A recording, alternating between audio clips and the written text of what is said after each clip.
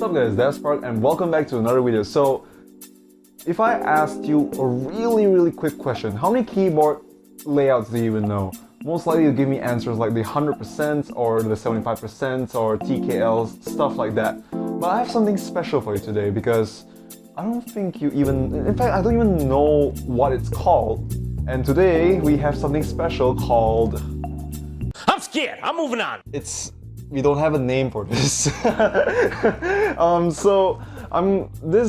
you can see, this guy over here is just one hell of a we call it absolute unit. Freaking focus. Yeah, thank you very much. So as you can see, this guy has so many weird things on it.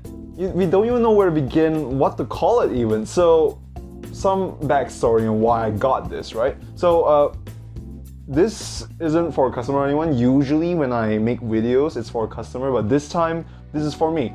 So I bought this. This thing costed me around 300 if I am 300 ringgit. If I'm mistaken, I'll probably put in a video down the link. So someone actually had a group buy, and I saw this and I was like, oh my god, I need to buy it. But actually that wasn't my original intent. Initially, I actually wanted to buy like just a standard numpad, preferably with, you know, just one knob. You know, like, because usually when I'm gonna show you something, right? Usually I already have this keyboard over here. So if you guys can already tell, this guy is actually a TKL keyboard. But you can see the problem here, right? you can see that I don't have a numpad. And that's exactly my problem. It's not to say that, you know, like, I know you could have just probably said just get 100 for full keyboard. But the problem is, with such limited room on my table, if I could show it to you afterwards, 100% keyboard is just gonna take too much room on my desk. So the idea is to have like a detachable numpad. So now you're probably wondering, how did Get Numpad come to this?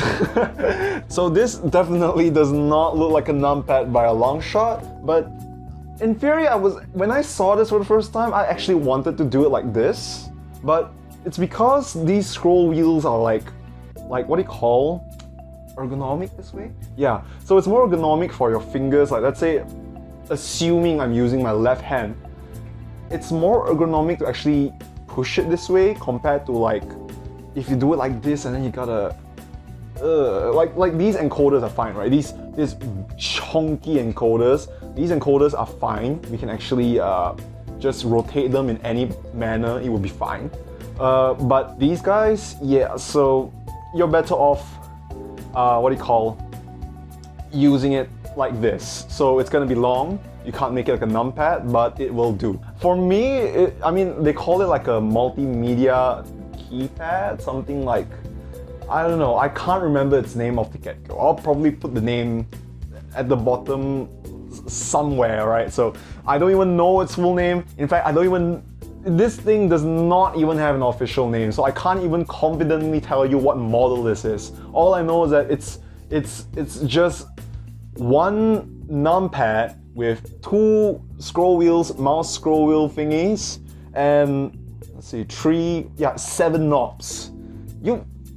There is no reason to have 7 knobs, but I like it anyway because it's so crazy and whack.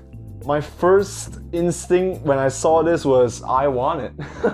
It's so crazy. So each of these knobs can be programmed via there's a keyboard software called VIA.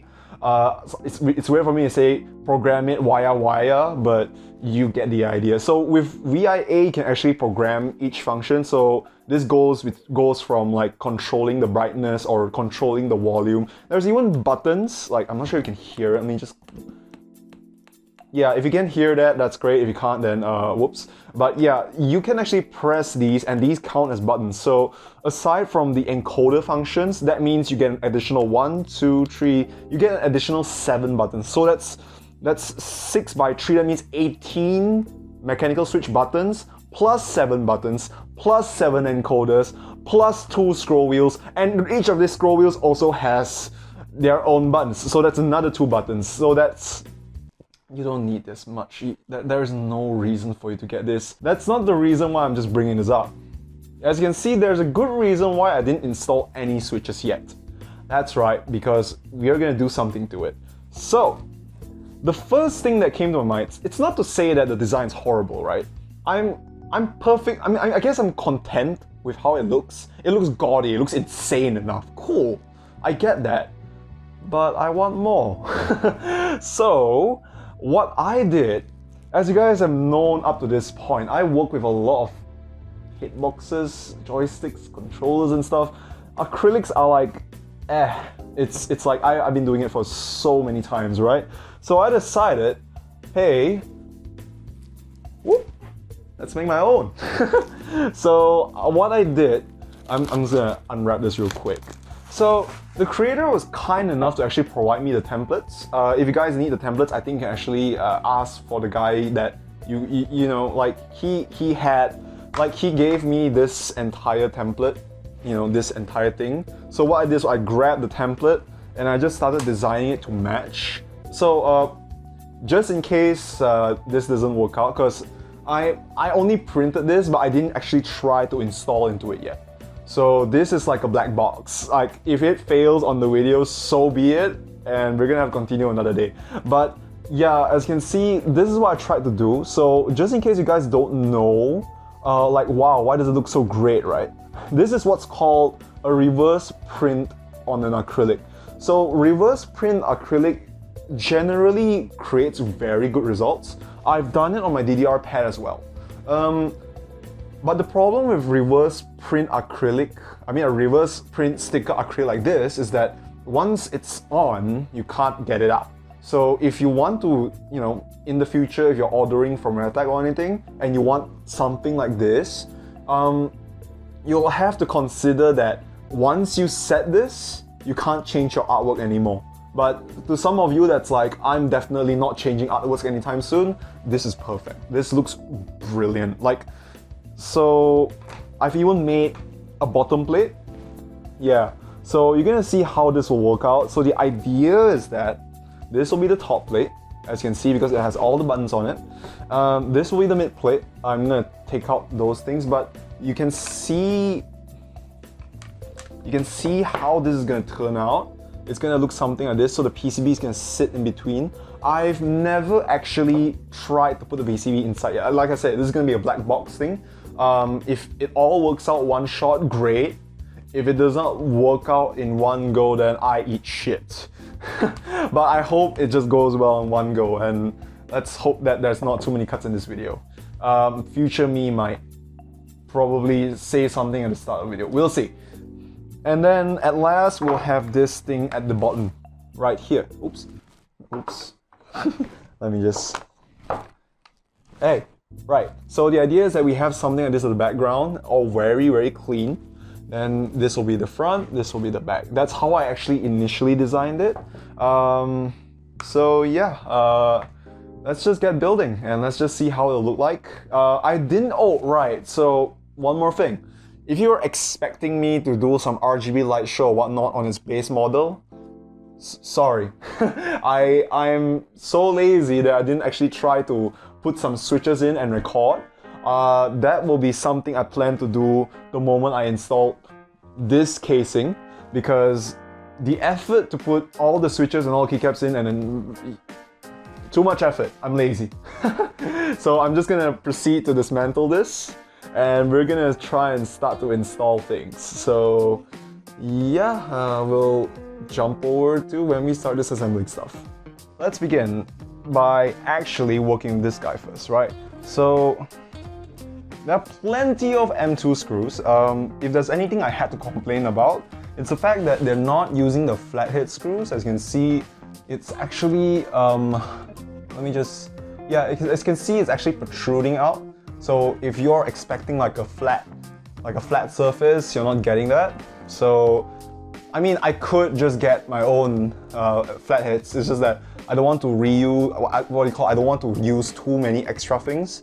So yeah, we're just gonna reuse what we have here, and I think the artwork actually goes well with the color of these screws, so we're just gonna go with that. So that's our first thing we got. Oh, actually, the first thing I'll do is actually take these and code, because these guys are, you can just pull these guys out. I'm not sure if this is a complaint, but it's actually quite tight to pull these out. So just to test, make sure you can press them again. This is quite important because I had experience making sound vortex controllers. These things, if you're not careful, you put too much pressure, the buttons can actually break. So just watch out on that as you pull these out. These aren't exactly the most expensive encoders in the world, I can tell, because if you're going for like really good encoders, like sound vortex encoders, those are like industrial levels of encoders. Those are like 50 ringgit a piece. These guys, I'm thinking you can just replace them for like 10 ringgit or less. Yeah, this is where it sucks. See, I'm adding so much pressure on this that it scares me, right? I did mention that if you're not careful, these will break. I kind of regret putting, okay, as you can see, that took so much force, it scares me. It's using this kind of, so as you can see that this over here is actually like an actual fit. To me, this, if anyone who's isn't experienced in taking these things out, you could easily like pull this way or pull this way with excessive force and then it will just snap. That would hurt the living heck out of me, because I can desolder these. I can, of course I know how to, it's just that it's so troublesome. I just wish we don't have to do it at all. So we have this guy left. I really just double checking. Terrifying. If only there was a way. I don't feel like using these knobs again. I do have spare knobs. Okay. So double check, make sure they're not damaged. Good. So these knobs, I'm contemplating, like you can see this guy is a high quality one. This one isn't as hard to put in and isn't as hard to remove. And it has this cute little thing over here. These guys are like just, I guess, your run-of-the-mill knobs. I'm not a fan of them, but they're free. So it's not like you're gonna take them out every time. It's just that for my case right now, I'm not a fan of it. So we're gonna take these guys out. Yeah, I guess these guys need to go too. So these guys are your, oh my goodness, oh my god. Okay, that's one. You got another few more. Oh my goodness. So these guys are the different kind of encoders. So some, I wouldn't say history lesson, I would say some interesting facts. There are two kinds of rotary encoders you can get. You can find these in Lazada or Shopee or whatever. You can easily find them. They're called rotary encoders. There are two kinds. One that fits something like this, so you can just pop these guys in and it will just work. And this other one, they have something like this. But as you can see, these guys fit so tight. It's just, if you're gonna keep taking them and putting them back in, I have something else that I can highly recommend, but I'm not sure if I'm going to use them yet. So if you're lucky, we're going to use them. If it looks good, if you're not, it's fine. We're just going to use these again and hopefully we don't have to take them out again. So we got these guys out. Right, so the next thing you want to do is actually take the screws out. That's actually quite easy. All you gotta do is just grab, correct it. Not a lot of force needed. So you get these screws. These tiny, super tiny screws. Oh my goodness, zoom in please. Yeah, you get these tiny screws. I think these are M2 screws for anyone who needs to know. So these M2 screws, we'll be reusing them instead of getting our own. So yeah, I'll be back once we unscrew these guys out. Right, so that's all of it. Okay, so yeah, so this thing just comes off clean, right? So you have this board over here at the bottom. I do like these rubber things. I'm not sure if I can actually take them out and just slap them into my stuff, but I doubt it'll work, but we'll see. So I think you can just, oh, okay, so it just slides out. Good, so that means this is all we need. These guys can just go away. But I do need the spacers though, so, and also the bottom screws. So it's actually bound by two. It's actually bound by the top screw and the bottom screw along with these, I call these middlemen. So do take note if you're actually doing this, because when I mean throw away, I didn't say immediately throw them away. So the biggest question is, does the PCB immediately fit this? Because if it doesn't, oh boy, I'm in deep shit. Yeah, that's like the first question to answer, and the answer is, woof! Good job, me, and good job, and or should I say thanks to the guy who actually provided this template. So as you can see, there's a reason why I designed a notch like this, because initially when I saw this USB port over here, it's attached to the PCB like this. It's not to say that this is bad, right? But based on my experience, because Arduino Leonardos actually have a similar design like this, if you are a very careless person, or if you are someone who will, constantly detach and put in and stuff like that, having this kind of design over here is actually quite risky, because if you pull the USB Type-C downwards, this can actually snap out of the PCB, and then the cost to repair this is just, not to say the cost, but I'd say it's just going to be such an annoying thing to repair. So I think I did an okay job trying to middle it. It's not exactly middle, but it will do, because as long as the cable coming in here doesn't touch, or like the cable doesn't go too deep. Because let me just grab a Type-C cable, right? Oh, so the idea is that can you actually see? No? Yes? Yeah, so that's exactly what we want, right? So it doesn't conflict with the top parts, and it works just fine. Also, some light shows. That's how we control the brightness, and we are done for now. Okay, so challenge number 1, it worked out fine. Great. Number 2 is actually trying to transfer everything else down. So we're gonna need these spacers as well, so you can just use your hands with these, I think. Yeah, they're just gonna work just fine. I'm gonna dump all these, and then we're gonna put these plates aside. I don't know what to do with these plates once I'm done.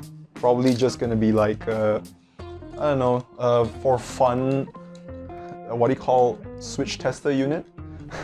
As if I don't have too many. You'll see it in another video someday, but I have way too many switch testing units. So we got these screws out. So this thing is like an empty husk now. I do want these guys. I really want these rubber things. We'll see what we can. We'll see what we can do. I do appreciate the frosted glass though. Anyway, I'm gonna put these aside for now. So I have another question that needs answering, because when I designed this, I was just going along with it. Oh, actually, I don't need to answer it. It's more like I've actually considered it. Anyway, so the idea is that there will be 5 screws? No, 4. Okay.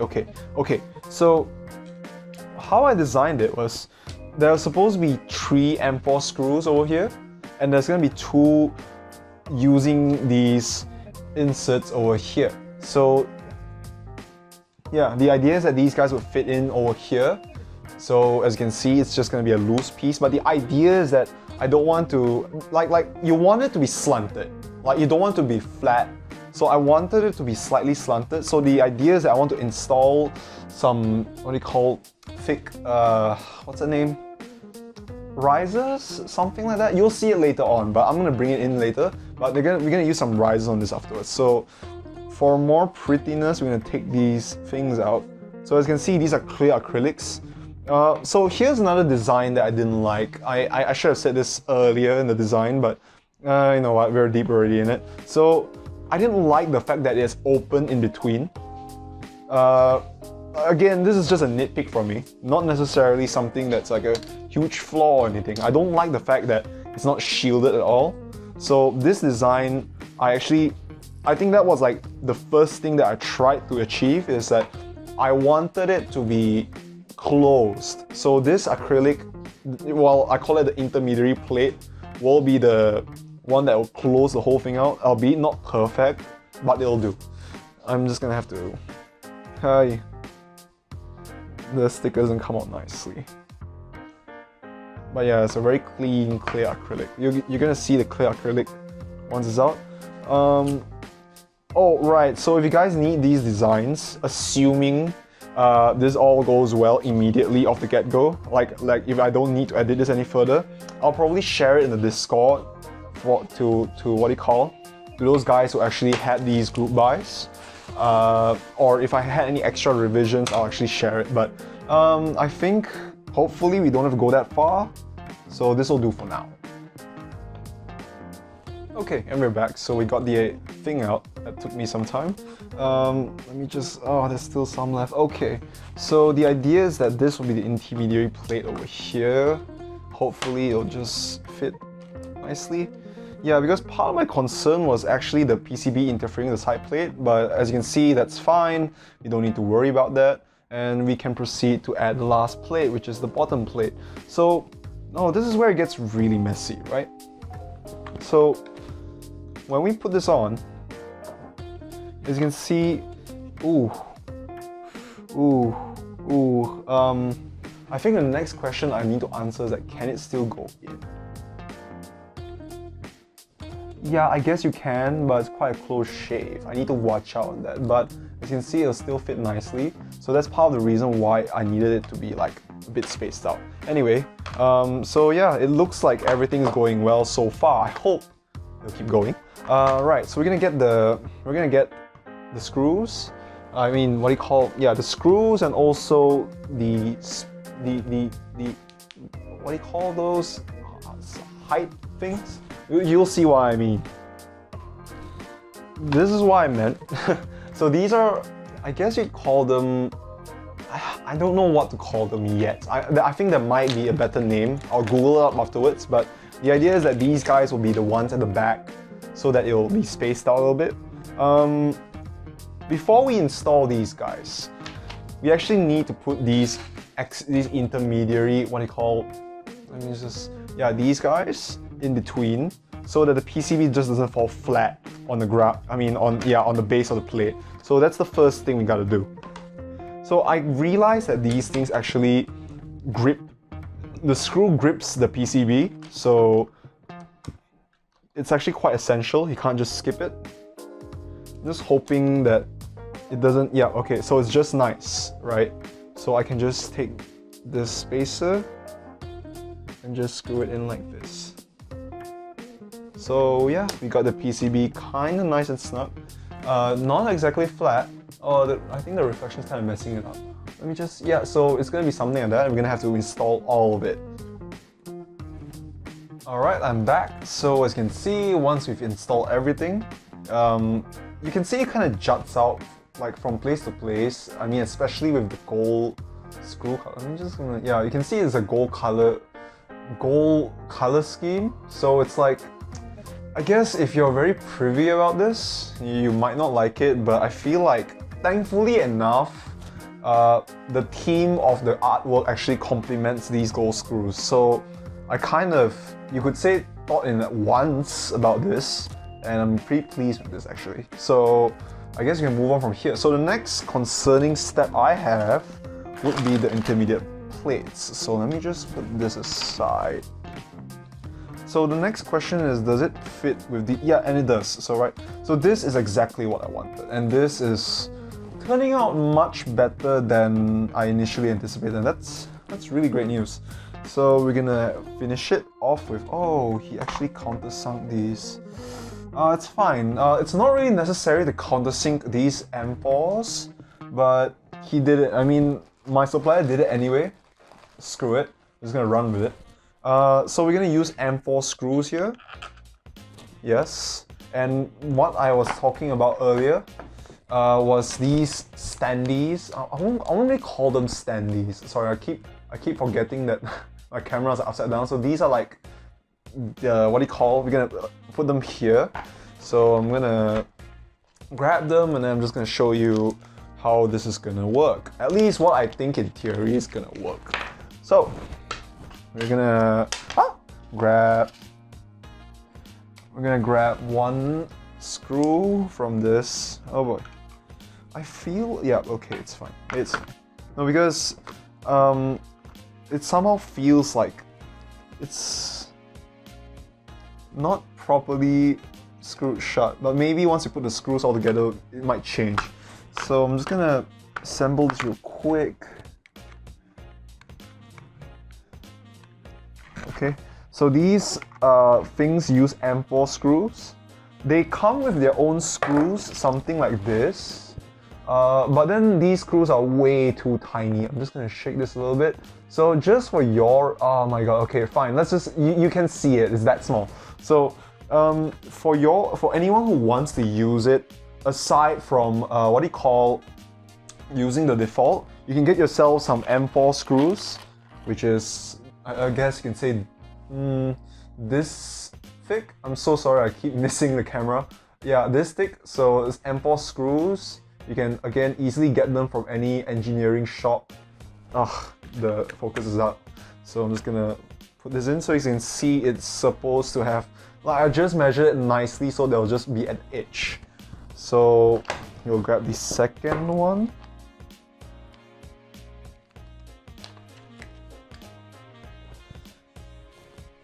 And we'll just install it like so.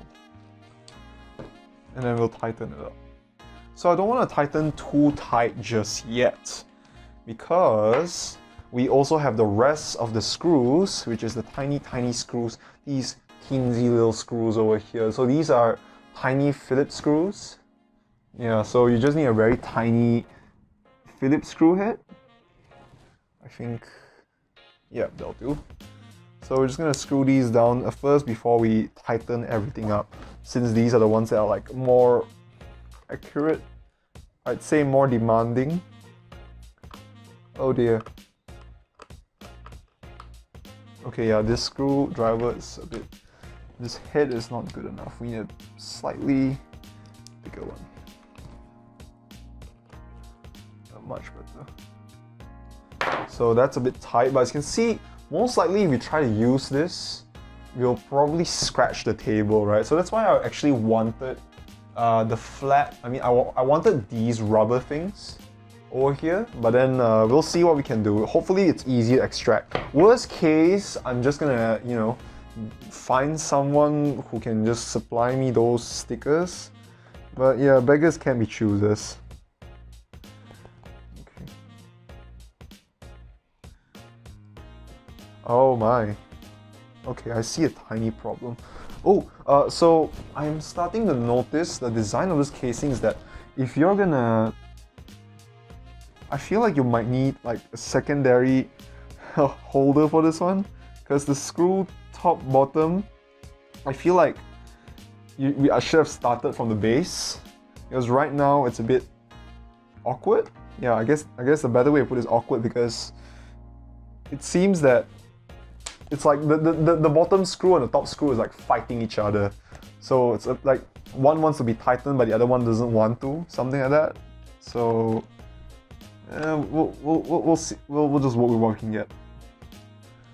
Okay, yeah, so this is like a short preview of what to expect. So it's a very huge, oops, let me just, yeah. So it's a very huge, so there's more room now and it looks flashier, definitely flashier. I've contemplated a little bit. I've decided I'm not going to use these gaudy, chunky, huge, almost rotary encoder destroying knobs. I have better knobs. I'll show you afterwards, but you just have to wait and see. So I've added, yeah, I actually have another screw here, because this thing is going to flip-flap like mad and I don't want that to happen. For this, you can actually just use a you can just use a very normal, what's it called? Yeah, you can just use a normal nut. I'm gonna get one real quick. So, and then for a nut like this will do. Actually, you can actually add you can just go ahead and go 3 of these. It's fine. It's just that I don't have 3 at the moment, so it'll do. It's not really necessary. So it'll just fit snugly like this. Wow, it's already feeling like it's so, we're not done, but I'm already so excited. Like we're almost there. Okay, so we're left with the tiniest screws. So it might seem insignificant at first to not put these tiny screws all over the place, but I feel like it's necessary anyway, because if anything, I feel like it'll give it more structure to the build. So I just prepared the holes anyway, because I mean, you're not gonna see a lot of the bottom. Oh, so I'm not sure if you can see it, but this part here is starting to bulge. As to why that's happening, I'm not sure yet, but I have a good feeling. Good feeling that the center plate might be too. Ooh, okay, this is bad. So I feel like it's bulging because I was using a what do you call a 6mm 6mm spacer in between. Maybe could be that, but I don't know. It's gonna bulge. Ooh, I wonder why. So I'm gonna grab another screwdriver. Oh, gotta watch out. So you're gonna have to screw both ways. I feel like it's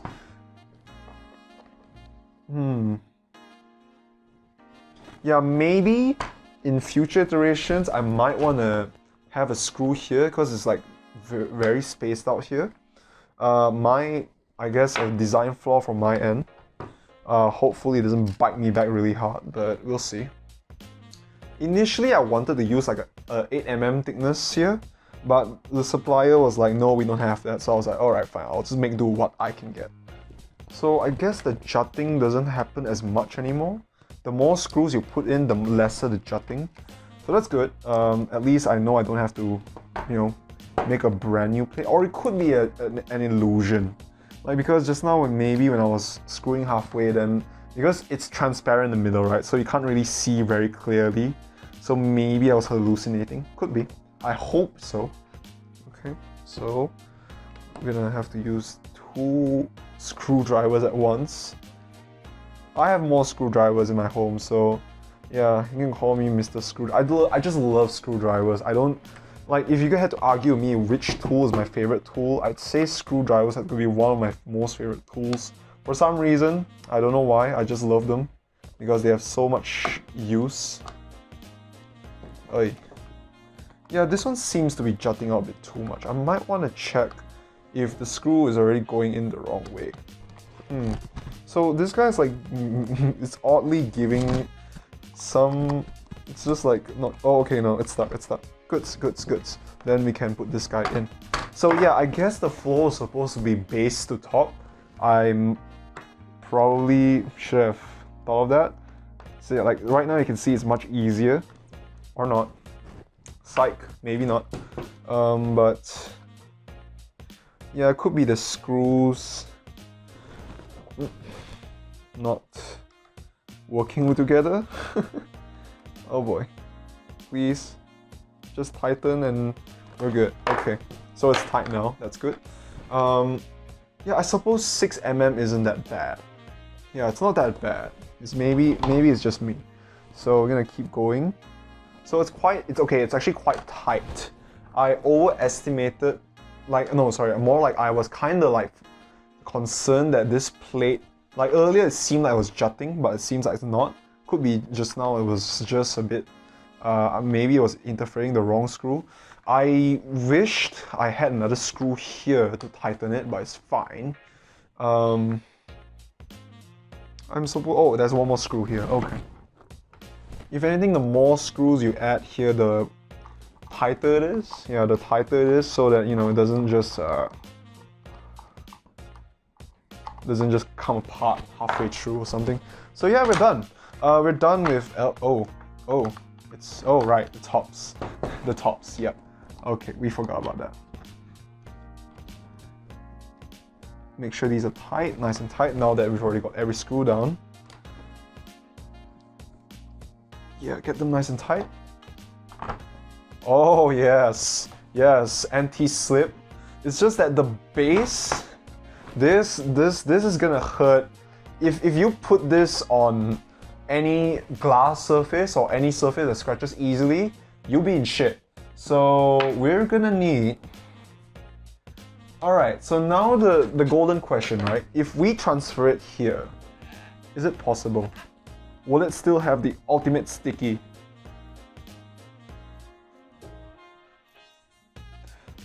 Kind of.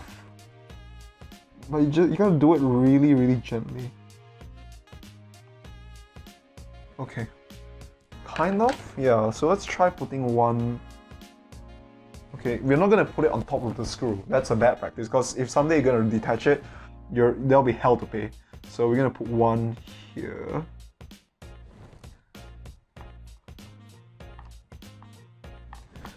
Yeah, that's not coming off anytime soon. So my part of my plan worked. So the idea is that because these things are thicker than these, oops. Yeah, so these things are thicker than the screws, right? So we can actually align this bottom row with this, like maybe just 3 will do. So I'm just gonna do just that. But you're gonna have to watch out when you're pulling these guys, because you want that sticky. Oh, well, the worst that can happen is that you can just get yourself some double side tape or something and then just do the deed. But well, let's try not to use too much of our own materials. As if I didn't spend too much already on this guy, right? Then again, it depends. But if we can reuse, we reuse. Not necessarily the cleaner's job, but hey, it works. Alright, that's almost perfect. Okay, so I think 3 is enough. 3 I feel like is more than enough. Any more than I feel like that might be too much. So yeah, we got 3 ground rubber parts. So moment of truth.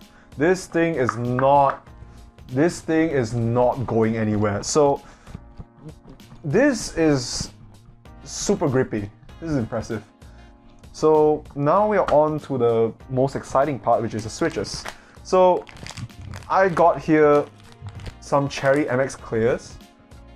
So Cherry MX clears, right? These guys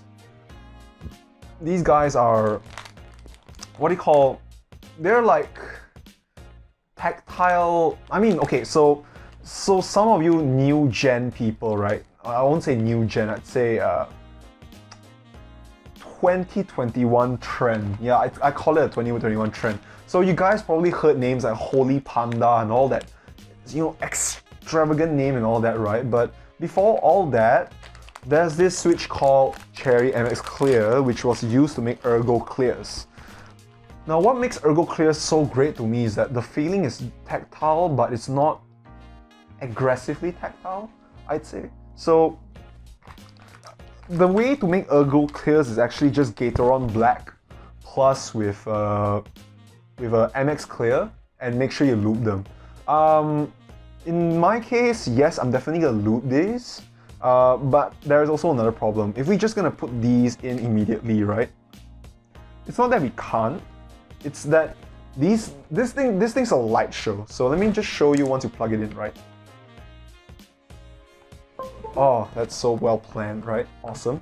So, oh wow, I just realized. So the cable just looks just nice when it plugs in. Oh, but that's not the so you can see, once it's shining, this part will diffuse through. Lights go through at the bottom. That's unnecessary as heck, but hey, we get what we can get. But as you can see, it's not the best diffuser in the world, but you know, at least dust won't go in so easily, and that's kind of the objective I was going for. So I consider this, oh, it's bright. So I consider this a huge success. I'm just gonna turn it down because the lights. Okay, so yeah, assuming you put these switches in, it's not gonna turn out well because these aren't RGB switches. So that's part of the reason why I didn't immediately put the switches on, because these casings aren't RGB. So what we're gonna do, what we're gonna do is actually we're gonna grab, so here's the tip.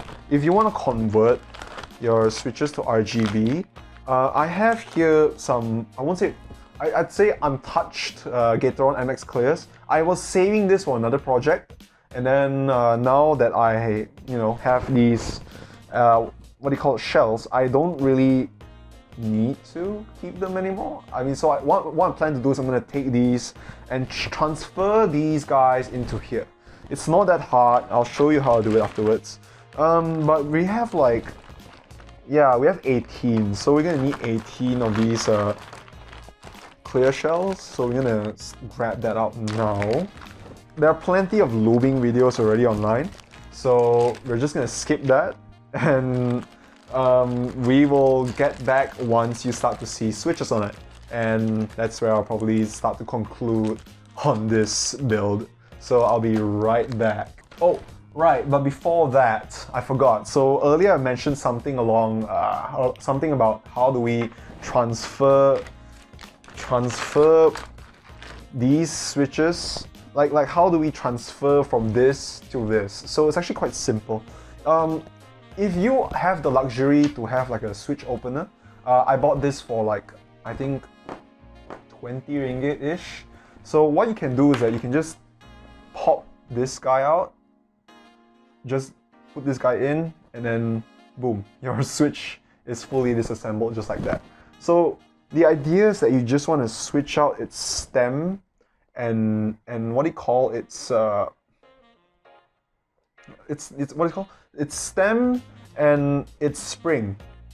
Yeah, so you're just gonna switch its bodies so that, you know, you don't want the black body, you want the clear body. So it's as simple as that. Just make the switch and then it's good to go. Performance is the same, maybe not, because I'll be oh right, and I'll also be adding film onto this. So I'll show you afterwards on what does it mean to be having it filmed, and I'll be lubing this as well. So yeah, I guess you can find those online in terms of, I mean, if we're talking about lubing and filming, but I think you just want to see the end product on this one. And I'm back. Oh my god.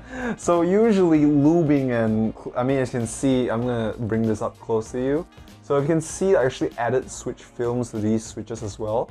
The real purpose of it, I'm not too sure exactly. From what I know last time, usually what they do is, I mean, the reason they actually put switch films on this is most likely for to make it tighter, more stable.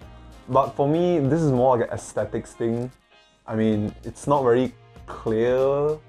I don't think you can see it very clearly. Okay, yeah, that's much better. So you can see they're blue. So I guess to an extent it helps a little bit, but it's fine. So these are Cherry MX clear stems, together with Gateron clear springs. Now, some of you might already be like, oh my god, I mean, if you knew what Gateron clear springs are, I think your first reaction would be, are you mad? Yes, a little bit. I'm a little bit mad, because usually when you're building ergo clears, normally what they do is that they say you go for MX yellow, oh, not MX yellow, Gateron yellow or Gateron black springs, because heavier springs would normally make the tactility of the switches feel much more, not say pronounced. I guess a better word for it would be, you can, for me, if I had to put it in my own words, it's something like you can feel it much better. Like say this keyboard over here, right? I mean, this is my main keyboard. You already saw at the beginning, this is a Topper keyboard. So I'm not sure you can hear this, but the idea, oh, but yeah, sure, perfect. So you can see this Topper keyboard is, it's not your ordinary key, not your ordinary switch. So it came out because it's not very tight, because for some reason these Miami Night keycaps, they come off easy. I'm guessing maybe because these are not really the genuine Miami Nights, but it's fine. It works well for me today, and it still works well until now. It's just that maybe not the best, but it works. Anyway, so now that we're done the switches, I guess the next thing you want to see is definitely with the light show on. Right, so now it doesn't hurt my eyes as much. So the next question is, what keycaps we'll be using? Well, I think the video is already giving it away, but yeah, we'll be using whatever I had left from the Miami Night keycaps. So remember when in the beginning when I mentioned that the intent of me buying this was actually for a numpad? Well, I'm still gonna make it a numpad, but I had different reasons for having this. So I'm gonna first look up how does a numpad look like, because I can't remember exactly. I'm gonna have to change these up, change these settings via oh, I can't believe I'm saying it. Via VIA. So I'm gonna change that via VIA, and then we're gonna make it a numpad, regardless of whether you guys like it or not. So we're gonna start putting down.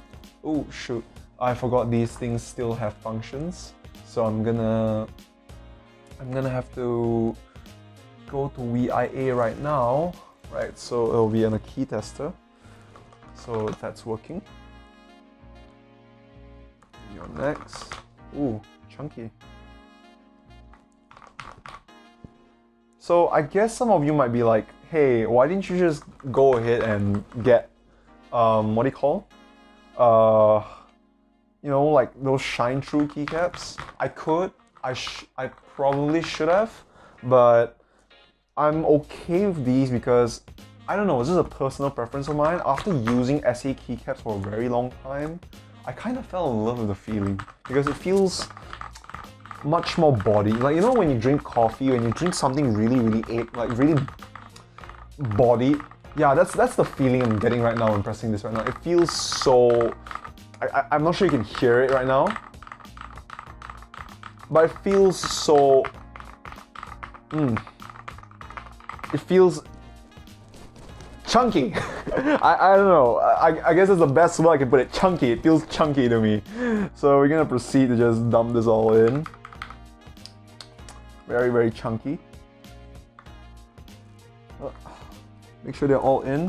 Oh, just in case you're wondering, I actually used silencers as well. So if you caught that earlier on, well done. If you didn't, it's fine. I don't blame you.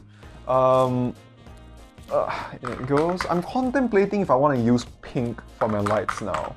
After seeing this, like after taking a good look at this, I'm contemplating if I want it to shine pink, because going Miami Night style, it's usually pink, but not really a necessity. I feel like blue is fine as well. Anyway, let's keep going. Numpad.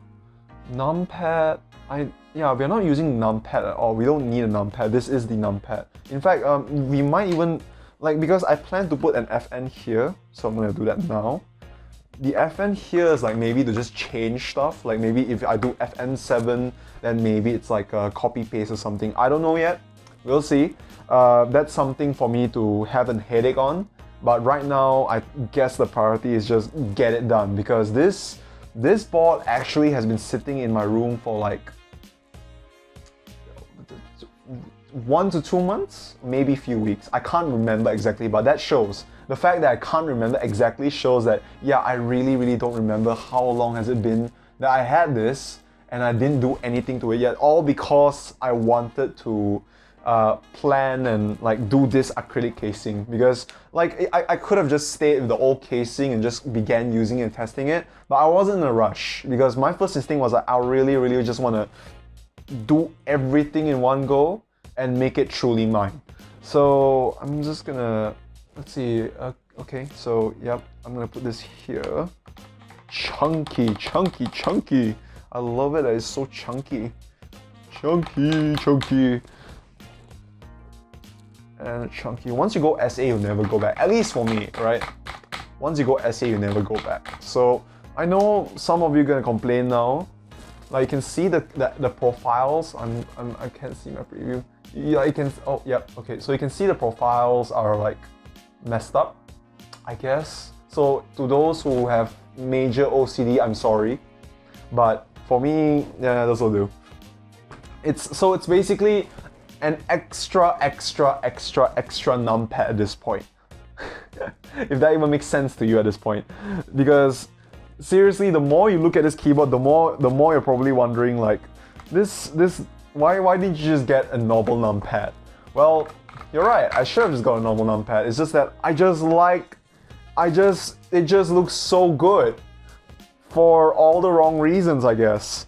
So for the last 3 keycaps, I plan to just put Control Alt Delete, my favorite 3 things, because, you know, shit likes to hit the fan, and Control Alt Delete is normally my favorite keycaps. Then again, I don't have a lot of keycap choices to choose from, and wow, that actually looks pretty good. So it goes well with the Miku theme already, kind of.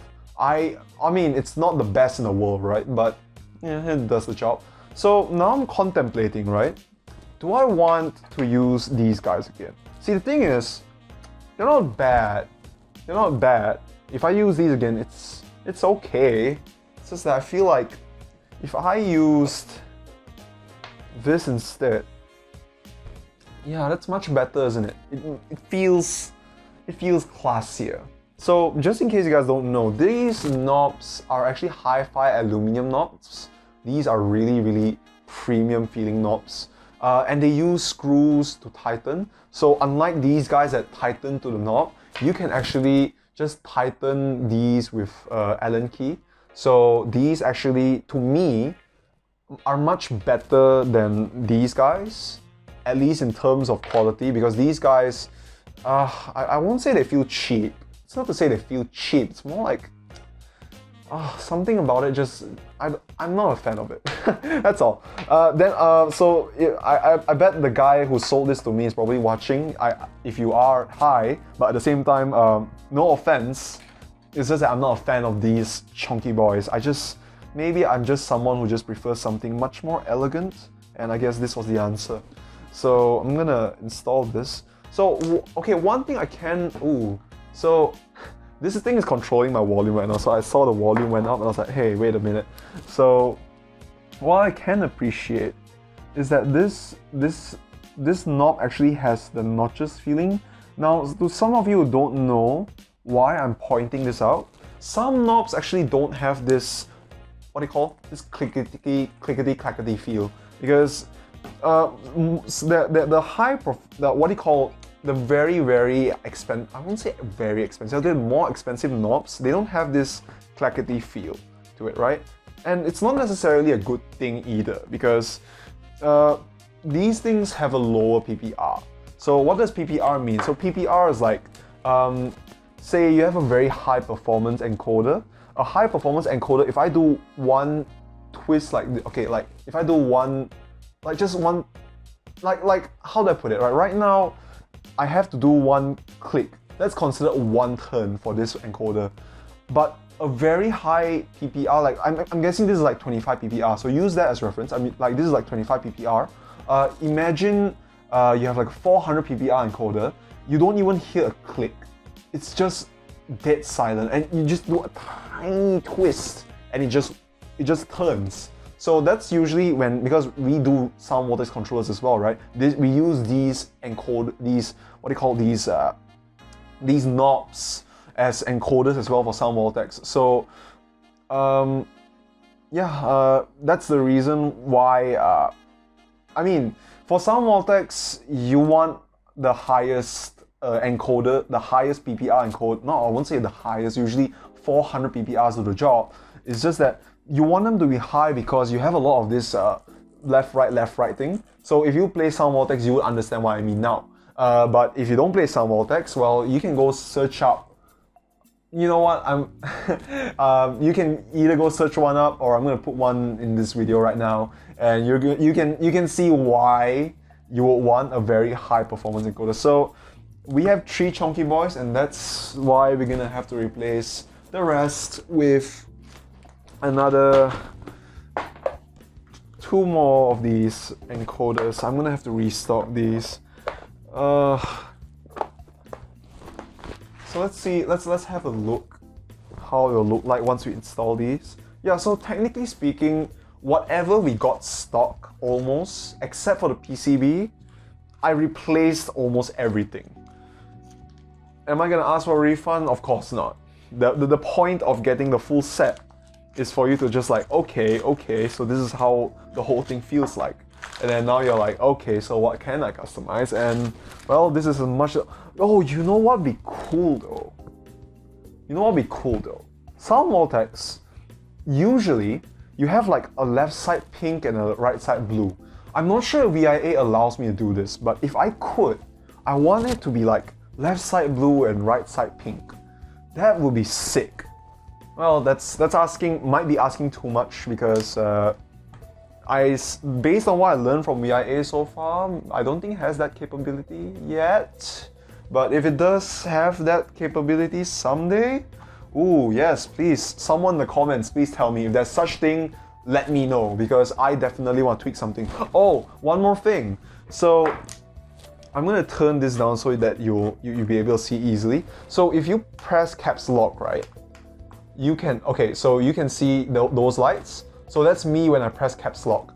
I love that feature, right? Because my keyboard does not have any caps lock whatsoever at all. And to those guys out there who doesn't use LED keyboards, for me, I hate the fact that I can't see whether I'm on caps lock or not sometimes. And this somehow was a glorious, this is an unnecessarily glorious update, but I would definitely love to be able to customize the LEDs on this. Like, you know, if I get to change the position of the caps lock LEDs, that'd be great. But again, that could be asking too much. But hey, beggars can be choosers. I will live with this. In the meantime, pump it up. Anyway, so you guys are probably wondering, hey, what are the RGB modes you can go with this? Yeah, we're still halfway through the build, but let's talk about it, right? So there are, I guess, yeah, this is breeding, and then faster breeding.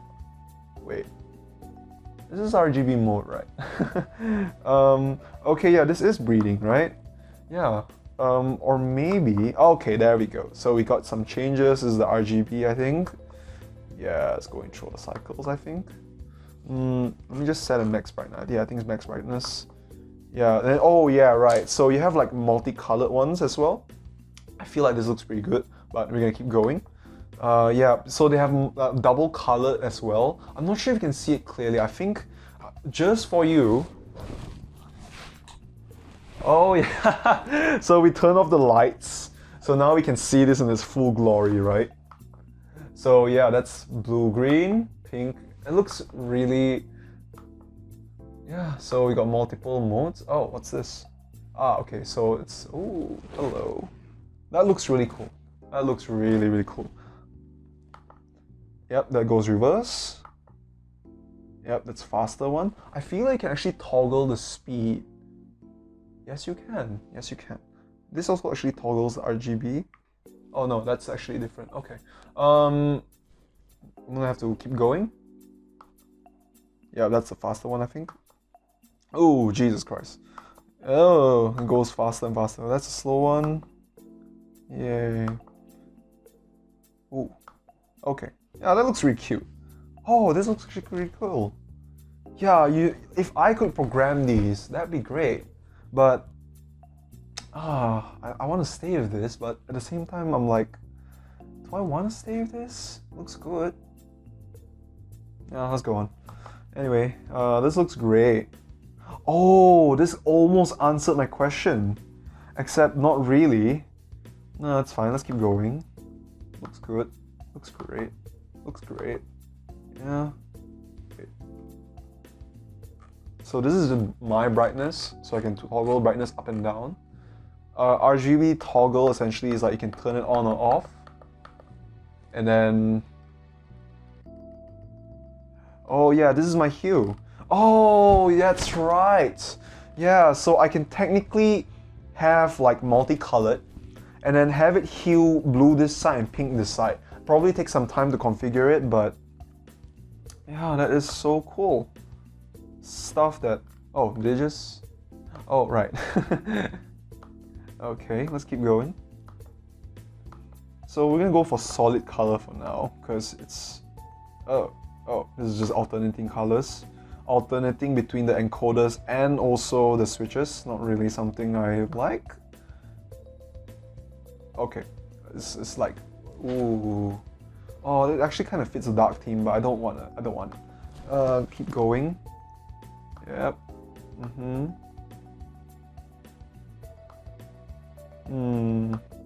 I guess they're fine. What's this? Solid color? Oh yeah, okay, solid color. So we're back here. So I guess I'm okay with this solid color. Like, wow, look at this. This is so cool, right? Like, to the camera, it looks like, holy smokes, the light just shines, right? This thing's a literal torchlight, as if my room isn't a torchlight already. So, let's turn it back on.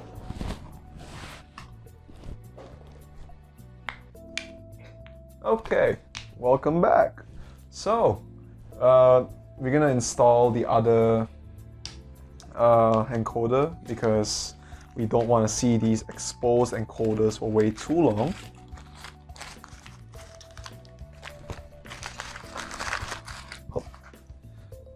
So we're gonna install these. I'm not sure what these are. Oh, these are E and R.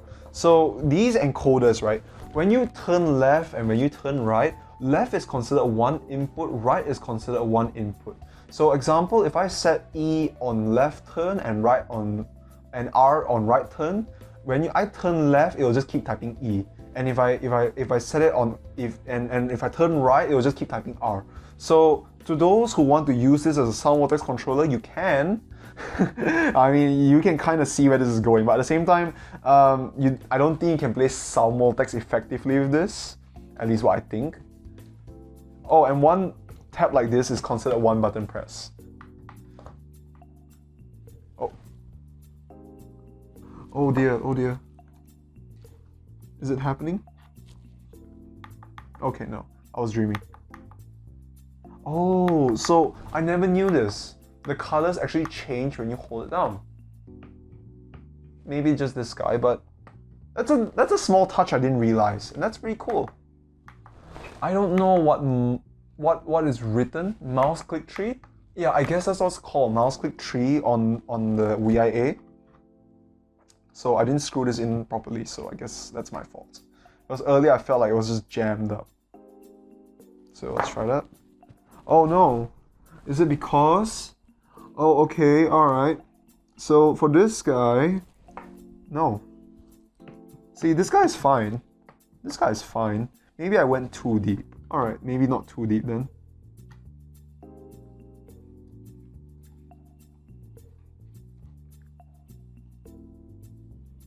Okay, that much better. Yep, so yeah. Now your next question is, how about these guys? So, I do have silver ones, right? I do have silver ones for these guys, but after looking at it for a while, I realized that maybe everything silver wouldn't look great. So lucky for me, I do have some spare, what do you call it? It's the same thing, right? It's the same thing, except I don't like the blue-orange going with this. So I feel like white is a much better color to this because it makes it feel more classy, at least to me. I don't know, it feels classier to me. Like, let me just imagine it first, because I might change my mind. Let me just set this up. Oh, by the way, there is no what do you call? There is no orientation. I'm just arranging them just because for fun. Yeah, I guess I'm okay with white. I just don't like the blue feeling a bit too. Like this blue, it just feels a bit too baby blue. I don't feel like it'll fit my theme. And this orange is out of question. It's almost brown, it doesn't fit. So I feel like white is a safe pick. Oh no, it's changing. What is it? What does it change? Oh, I see. It doesn't change anything. It's more like this is a mouse click tool. I think based on what I can see, MO. Okay, I don't know what MO is. I'm sorry. So I might need to do some post-production editing for that. Oh, okay. I might need to watch out on this. So it's because okay. So fair warning for this casing. I mean, yeah, for this casing. It's because when I press it down, I feel like the PCB is going down. You might not want to press it too hard because there is nothing to hold it over here, I think. So I might need to be careful there. Don't mash it too hard. Oh, it's same for this guy. If I could customize these, that'd be so great. That's so cool. This is a feature I didn't see coming at all. It's like the more I work with this, the more I'm like, wow, there are a lot of things I don't realize. That's pretty cool. I'm gonna mash this in. Oh no, I changed the mode. Oh, we're gonna have to go back there. Oh shoot. Yeah, we're gonna turn off the RGB for a while. Oh no. Oh no, but I have a show to run. What happened? Did it just freeze up? Oh, okay. Yeah, let's just. Yeah, okay, let's just stick with this. So, wow, we are done with this build, and my god, does it look amazing, and at the same time, so unnecessary. So here you go, the most insane looking keyboard. I can't even call it a keyboard, right? This. Okay, so I did notice something, right? On the board it's actually written as Atlantis. I'm not sure if it's a model name or just some kind of nickname given by the creator or something, but for the sake of simplicity, I'm officially calling this the Atlantis board by some guy. It's a multimedia keyboard. I've modded the living hell out of it. Even the back looks insane with the lights. It looks even insane in the dark.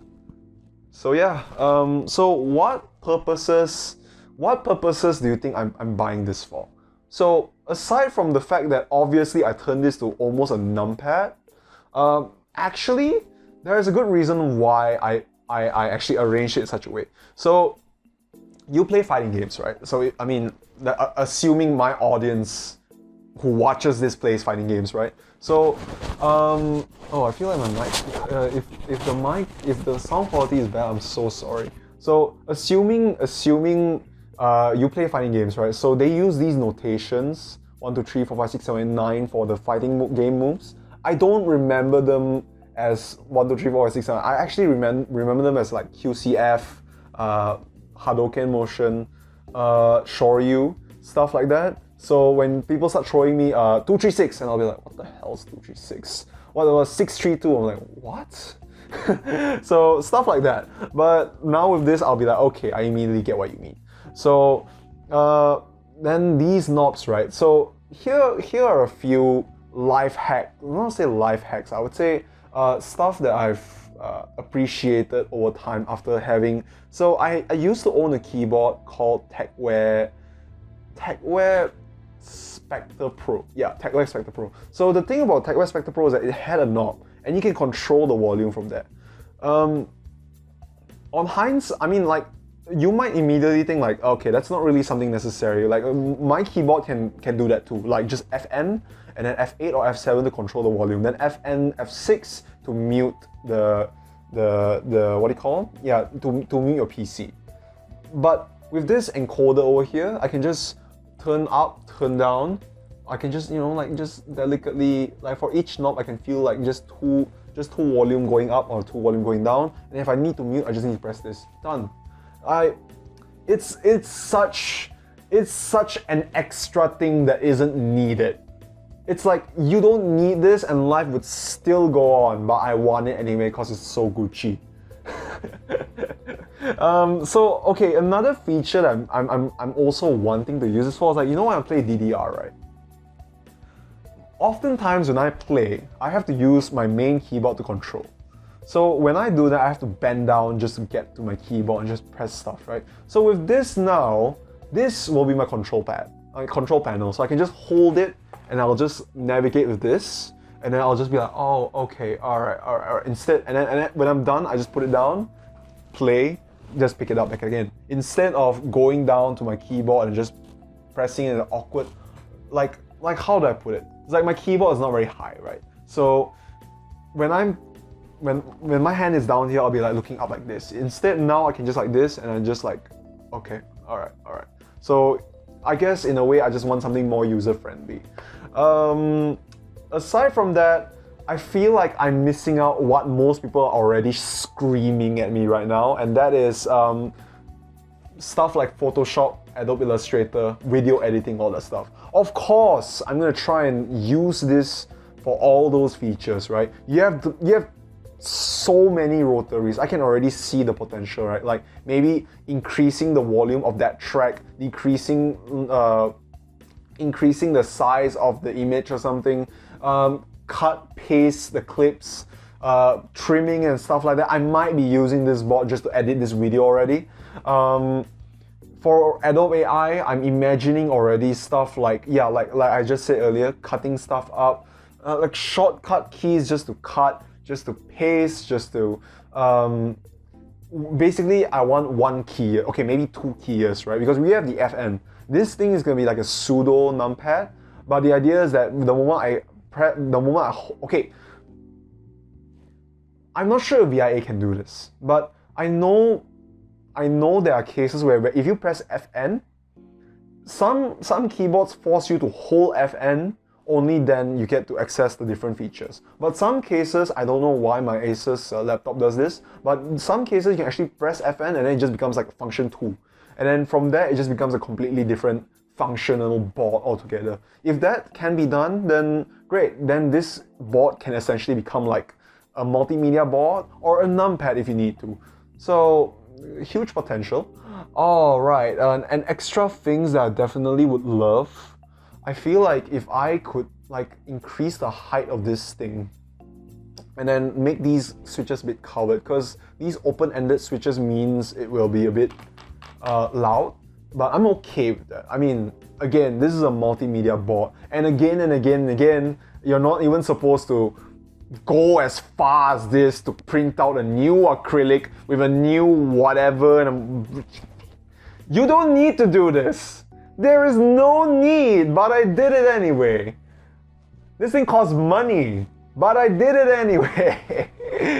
Oh, so if you guys are actually somehow interested in, there is almost, if you're interested in getting one of these, I'm not sure if the group buy is still on to get any of these multimedia boards anymore. But if you have one and you feel like, wow, I want to do this too, sure, hook me up. Or yeah, I could just provide you the template and stuff like that, and then you just go wild with it. Because this build, albeit with some minor issues here there, like initially I thought it was gonna be like a bit cramped and stuff, but after screwing everything down, okay, like there's a slight gap here. So if I'm gonna have to provide you a new template, or if I have to make one for you, I feel like I'm gonna have to add one screw here so that will just tighten this part. Because I feel like maybe the space between the PCB and because the PCB adds 1 extra millimeter to this casing. So, not the casing, sorry. It adds 1 extra millimeter in the middle. So I feel like that expanded the board too much. So now it's a bit extra. So I guess you can say in the middle it's supposed to be a bit bloated, but it's because like 1 millimeter extra in the middle, it's not that bad or noticeable. Like maybe if it was like 1 cm bloat, then this would have been a nightmare. But 1 millimeter, yeah, I guess you can kind of live with it. I did request the supplier, like I wanted an 8 millimeter, but it seems like they don't have an 8 millimeter acrylic, so I can live with 6. This is the only trade-off I get, but it's fine because the moment you put it down, like the moment I put it down, I probably won't notice. So, of course, chamfered, so my hands don't feel like it's gonna get clawed by a cat every time. And yeah, I'm pretty pleased with the build, but it could be better. Of course, it could be better. It's just, you know, if you're a perfectionist, maybe not yet. But I'm okay. I'm satisfied at least for now. This thing controls volume as well. Does it? Oh yes, it does. I realize this isn't that sensitive. Why does pushing up turn the volume down? Doesn't matter. So I'm just gonna pause this, and yeah, we are so done with this build. I'm just gonna take it up to your face. We are so done with this build. So yeah, I have more crazy keyboard stuff on the way. At this point, I don't even know what my channel is all about. But if I had to say one thing about my channel right now, if there's anything that you can control, it's probably something I'll touch.